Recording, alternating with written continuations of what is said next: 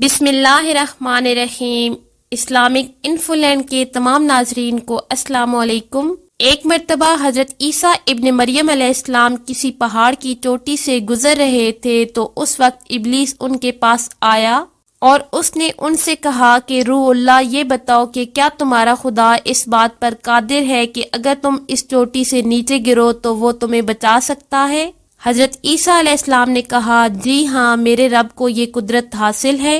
ابلیس نے کہا، یہ بات اگر حق ہے اور آپ اس دعوے میں سچے ہیں تو اپنے آپ کو اس پہاڑ کی چوٹی سے گرا دیں، میں دیکھتا ہوں کہ آپ کا رب آپ کو مرنے سے کیسے بچاتا ہے۔ حضرت عیسیٰ علیہ السلام نے محسوس کیا کہ شیطان لعین انہیں ناجائز وسوسے میں مبتلا کرنا چاہتا ہے۔ انہوں نے اس سے کہا کہ لعین، کیا تو چاہتا ہے کہ میں اپنے رب کی آزمائش کروں؟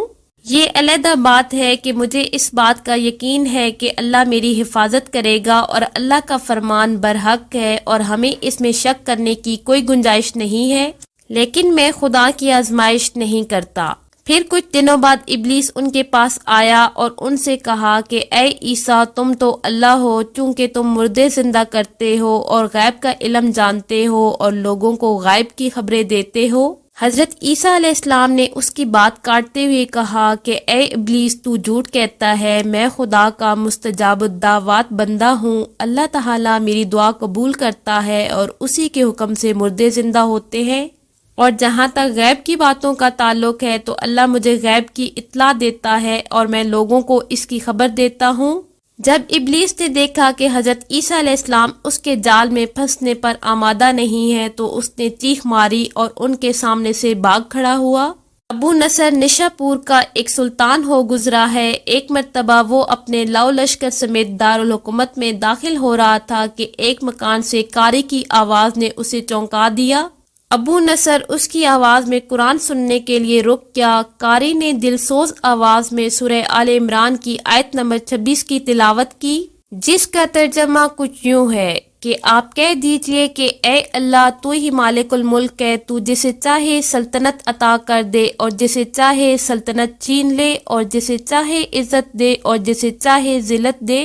تمام بھلائی تیرے ہاتھ میں ہے اور بے شک تو ہر چیز پر قدرت رکھتا ہے۔ قرآن مجید کی اس آیت نے سلطان کے دل پر گہرا اثر کیا اور وہ یہ آیت سن کر کانپ اٹھا۔ وہ فوراً اپنے گھوڑے سے نیچے اترا اور اس نے رکوع کیا، پھر سجدہ بجا لایا۔ اس واقعے کے کچھ عرصہ بعد اس قاری کی وفات ہو گئی اور اس کے ایک دوست نے خواب میں قاری کو دیکھا کہ اللہ تعالیٰ نے اسے جنت میں اعلیٰ مقام عطا کیا ہے۔ اس نے قاری سے پوچھا کہ تجھے یہ مقام کس وجہ سے نصیب ہوا؟ تو قاری نے جواب دیا کہ میں تو ایک بدکار اور گنہگار انسان تھا، میرے نامہ اعمال میں کوئی خاص نیکیاں نہیں تھیں، مگر اس کے باوجود اللہ تعالیٰ نے مجھ پر خصوصی کرم کیا اور مجھے یہ مقام عطا کیا۔ اور اللہ نے مجھ سے فرمایا کہ تو نے دنیا میں ایک سلطان کو ہماری عظمت یاد دلائی تھی، اس کی وجہ سے ہم آج تجھ پر رحم کر رہے ہیں اور تجھے بلند مقام عطا کرتے ہیں جس کا تو حقدار ہے، جیسا کہ اللہ تعالیٰ کا فرمان ہے، فَاذْكُرُونِی أَذْكُرْكُمْ، تم مجھے یاد کرو میں تمہیں یاد کروں گا۔ پیارے ناظرین، پرانے زمانے میں انطاکیہ ایک بہت بڑا شہر تھا اور یہ شہر ایشیائے کوچک میں واقع تھا۔ اس کی لمبائی 12 میل تھی اور اس میں انسانوں کی ایک بہت بڑی تعداد قیام کرتی تھی۔ انطاکیہ شہر کے لوگ گمراہ اور ظالم تھے اور وہ بتوں اور ستاروں کی پوجا کرتے تھے۔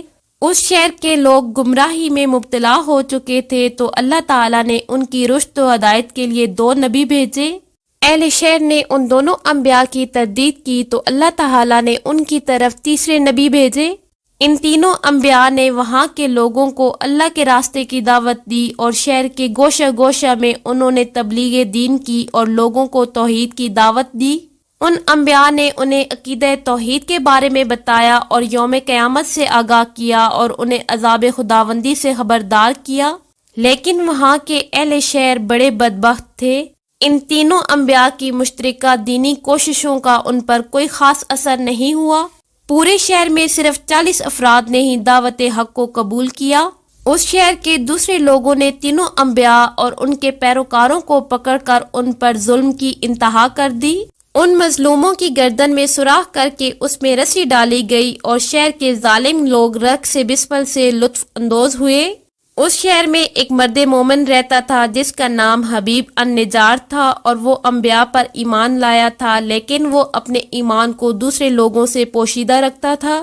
وہ اس شہر میں بڑھائی کا کام کرتا تھا اور اسے جو مزدوری ملتی تھی وہ اس کو 2 حصوں میں تقسیم کرتا تھا۔ ایک حصہ وہ اپنے اہل خانہ کو کھلاتا تھا اور دوسرا حصہ وہ غریبوں اور مسکینوں میں تقسیم کرتا تھا۔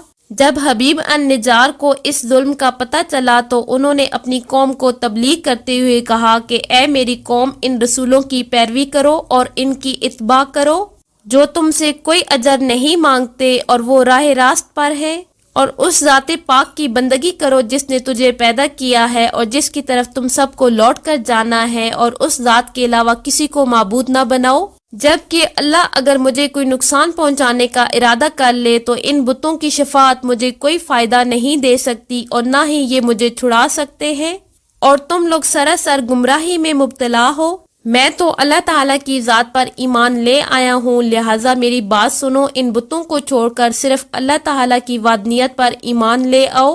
صرف خدائے رحمان کی بابرکت ذات پر ایمان ہی ہمارے لیے راہ نجات ہے۔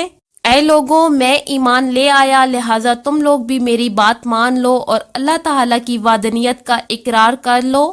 لیکن ان ظالم لوگوں نے اس کی بات پر کان نہ دھرے اور اس کی نصیحت سن کر خواب غفلت سے بیدار نہ ہوئے، بلکہ ظالم درندے اس پر یکدم ٹوٹ پڑے اور اس بیچارے کو اتنا مارا کہ اس کی آنتیں باہر نکل آئیں، اور پھر اس کا گلا دبا کر اسے قتل کر دیا اور اس کی لاشا کو ایک کنویں میں ڈال کر اس میں مٹی ڈال دی، اور اس طرح وہ کنواں حبیب النجار کا مدفن بن گیا۔ بعض روایات کے مطابق ظالموں نے اسے پکڑ کر اسے 2 حصوں میں تقسیم کر دیا تھا، اور اسی طرح ایک اور روایت میں مذکور ہے کہ ان لوگوں نے اس کی گردن میں سوراخ کر دیا اور اس میں رسی ڈالی اور پھر اسے صلیب پر چڑھا دیا جہاں اس کی موت واقع ہوئی۔ حبیب النجار کو موت سے قبل انبیاء دکھائی دیے تو اس نے آخری الفاظ یہ کہے کہ میں تمہارے رب پر ایمان لایا ہوں، میرے گواہ رہنا۔ اس کے بعد اس کی روح کف سے انصری سے پرواز کر گئی اور اللہ تعالیٰ نے اس کی قربانی قبول فرمائی۔ اس طرح اللہ تعالیٰ نے حبیب النجار کو عظیم ثواب دیا، اور جیسے ہی اس کی روح جسم سے جدا ہوئی اللہ تعالیٰ نے اس کی روح کو جنت میں بھیج دیا، جیسا کہ قرآن مجید میں بیان ہوا ہے کہ حبیب النجار کو نیک انجام مبارک ہو۔ آخر میں اللہ تعالیٰ سے دعا ہے کہ اللہ تعالیٰ ہمیں نیک اعمال کرنے کی توفیق عطا فرمائے اور ہمیں اور ہمارے آنے والی نسلوں کو دین محمدی پر قائم رکھے، آمین۔ ویڈیو اچھی لگے تو لائک اور شیئر کر دے، اور مزید اسلامی معلومات اور واقعات کے لیے اسلامک انفو لینڈ کو سبسکرائب کر دے۔